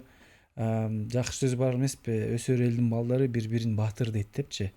Анан бири-бирибизди ушундай жакшы мисалдар болсо, үлгүлөр болсо, ошолорду көрсөтүп, бөлүшүп, бири-бирибизге дем күч берип турсак, сөзсүз түрдө улут катары, өлкө катары өнүгөбүз да. Анан бул долбоорубуздун аягында да айта кетчү нерсе, көрөрмандар, угармандар билет. Ар бир мейманыбыз бир өзгөчө бир белек болобу, символикалык түрдө приз болобу, ушундай ала келет. Анан балким сизде да бүгүн бир кызыктуу белегиңиз бар. Мен силерге азыр футболка алып келдим. Ошол футболка менен силерди кийиндирейин. Андан кийин Өзүңөр чыгарган, ооба. Андан кийин биздин жумушчу, биздин фабрикаларга эгерде барып көрөм деген болсо, бир 10 кишини ошол жака өзүм экскурсия кылдырып, бир көрсөтүп келсем болот. Мына сонун достор, урматтуу көрөрмандар, угармандар, эгерде сиздин комментарийиңиз эң креативдүү, эң кызыктуу болсо, анда ушул белектерди сиз утуп аласыз. Сүймөнкул байке менен жолугуп, саламдашып, фабрикасын көрүп, пайдалуу убакыт өткөрүп кетсеңиздер болот. Эми мен да айта кетчү нерсе, биздин каналыбызга сөзсүз түрдө катталыңыздар. Бул видеонун шилтемеси менен бөлүшүңүздөр, лайкты коюңуздар. Канчалык ушундай маалыматты көбүрөөк жайылтсак, көбүрөөк кыргызстандыктар көрсө, ошончолук көп пайдасын тийгизет деген ишеничтемин. Силер менен Жаратман подкасты болду. Бүгүн бизде мейманда атактуу ишкер, кыргыздын жаратманы, эң ири шериктеш өлкөлөрүндөгү эң ири фабрикалардын, эң ири тигүүчү компаниялардын тең негиздөөчүсү Сүймөнкул Жолдубаев байкебиз болду. Сүймөнкул байке, абдан кызыктуу жолду өтүптүрсүз. Жакшы жетишкендиктерге келиптирсиз. Бирок бул башталыш гана болсун. Сиздей Кыргызда сиздей жаратмандар көбөйө берсин. Ушундай жакшы жашоо иш шарттарын түзүп берген, башкаларга мүмкүнчүлүк түзүп берген, бала бакча ачтым деп атасыз. Келечекте университет ачам деп атасыз. Ойлогон ой максаттарыңыз баары ишке ашсын. Сизди жаратканым өзү колдоп жүрсүн. Амин. Чоң рахмат. Достор, жаратманга кошулгула, жаңы тарыхты бирге жараталы. Каналыбызга катталыңыздар, лайк басыңыздар, комментарий жазыңыздар. Чоң рахмат. Сонун болду.